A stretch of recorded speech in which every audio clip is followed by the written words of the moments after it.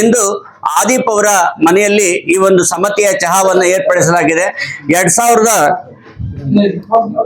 2014ರಲ್ಲಿ ಅಂದು ಜಿಲ್ಲಾಧಿಕಾರಿಗಳಾಗಿದ್ದಂತಹ DK ರವಿ ಸಾಹೇಬ್ರವರು ಮೂಲಕವಾಗಿ ನಾವು ಅರಿವು ಭಾರತದ ಸಂಘಟನೆಯ ಮೂಲಕವಾಗಿ ಅಸ್ಪೃಶ್ಯ ಮುಕ್ತ ಭಾರತವನ್ನು ಕಟ್ಟಲಿಕ್ಕೆ ನಮ್ಮ ಒಂದು ಹೆಜ್ಜೆಯನ್ನು ಪ್ರಾರಂಭ ಮಾಡಿದೋ.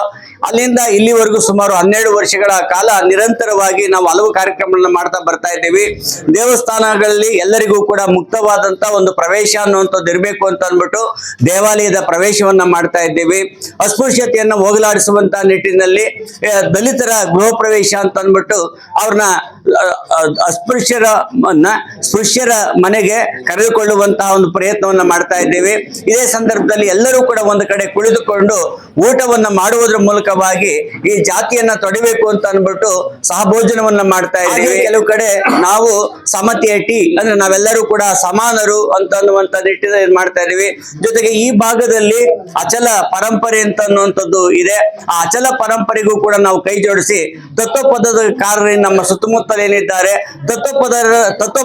ತತ್ವಪದ ಕಾರನೆಲ್ಲ ಒಂದ್ ಕಡೆ ಸೇರಿಸಿ ಈ ಭಜನಾ ಕಾರ್ಯಕ್ರಮಗಳನ್ನು ಕೂಡ ಮಾಡ್ತಾ ಇದ್ದೇವೆ. ಮತ್ತು ಗ್ರಾಮೀಣ ಭಾಗದಲ್ಲಿ ಯಾರ್ಯಾರು ಪ್ರಗತಿಪರವಾಗಿ ಚಿಂತನೆಯನ್ನ ಮಾಡ್ತಾ ಇದ್ದಾರೆ ಅವರಿಗೆ ನಾವು ಗ್ರಾಮರತ್ನ ಪುರಸ್ಕಾರವನ್ನು ಕೂಡ ನೀಡ್ತಾ ಇದ್ದೀವಿ. ಹೀಗೆ ನಿರಂತರವಾಗಿ ಅರಿವು ಭಾರತ ಸಂಘಟನೆಯ ಮೂಲಕವಾಗಿ ಹಲವಾರು ಕಾರ್ಯಕ್ರಮವನ್ನು ಮಾಡ್ತಾ ಇದ್ದೀವಿ. ವಿಶೇಷವಾಗಿ ಈಗ ಕೋಲಾರ ಜಿಲ್ಲಾಧಿಕಾರಿಗಳಾಗಿರುವಂತ ಸನ್ಮಾನ್ಯ ಶ್ರೀ MR ರವಿ ಸರ್ ಅವರು ಈ ಒಂದು ಸಂಘಟನೆಗೆ ಮತ್ತಷ್ಟು ಬಲವನ್ನ ತುಂಬಿದ್ದಾರೆ. ಮತ್ತು ಭಾರತ ಅಸ್ಪೃಶ್ಯ ಮುಕ್ತ ಭಾರತ ಆಗ್ಬೇಕು ಅನ್ನುವಂತ ಒಂದು ನಿಟ್ಟಿನಲ್ಲಿ ಈ ಕಾರ್ಯಕ್ರಮವನ್ನ ಮತ್ತಷ್ಟು ಬಲಪಡಿಸ್ತಾ ಇದ್ದಾರೆ. ಜೊತೆಗೆ ಅವರಾದ್ರೂ ಕೂಡ ಬಾಬಾ ಸಾಹೇಬ್ ಅಂಬೇಡ್ಕರ್ ಅವರ ವಿಚಾರಗಳಿಂದ ಪ್ರೇರಿತರಾದಂತವರು ಬಾಬಾ ಸಾಹೇಬ್ ಅಂಬೇಡ್ಕರ್ ಅವರ ವಿಚಾರಗಳು ಎಲ್ಲಾ ಕಡೆಯಲ್ಲಿಯೂ ಕೂಡ ಅನುಷ್ಠಾನಕ್ಕೆ ಬರಬೇಕು ಅಂತನ್ನುವಂತ ನಿಟ್ಟಿನಲ್ಲಿ ಹಲವಾರು ಯೋಜನೆಗಳನ್ನ ಅವರು ಕೂಡ ಕೈಗೊಳ್ತಾ ಇದ್ದಾರೆ. ಈ ನಿಟ್ಟಿನಲ್ಲಿ ಇಂದು ನಾವು ಆದಿಪ್ ಅವರ ಮನೆಯಲ್ಲಿ ನಾವು ಈ ಕಾರ್ಯಕ್ರಮವನ್ನ ಸಮತೆಯ ಟೀಯನ್ನು ಏರ್ಪಡಿಸಿದ್ದೇವೆ. ಇದರ ನಂತರದಲ್ಲಿ ಇಲ್ಲೇ ಇರುವಂತಹ ಅವರು ಕೂಡ ಸ್ವತಃ ಅಚಲ ಮಾರ್ಗ ಪರಂಪರೆಯಲ್ಲಿ ಇರುವಂತವರು, ಸುಮಾರು 3000ಕ್ಕೂ ಹೆಚ್ಚು ಹಾಡುಗಳನ್ನು ರಚನೆಯನ್ನ ಮಾಡಿರುವಂತವರು, ಅನುಭಾವಿಗಳು ಕೂಡ ಆಗಿರುವಂತಹ ಶ್ರೀ ಸುಬ್ಬಾರೆಡ್ಡಿ ಅವರ ಮನೆಯಲ್ಲಿ ಒಂದು ಕಾರ್ಯಕ್ರಮವನ್ನು ಕೂಡ ಇಂದು ಆಯೋಜನೆಯನ್ನು ಮಾಡಲಾಗಿದೆ.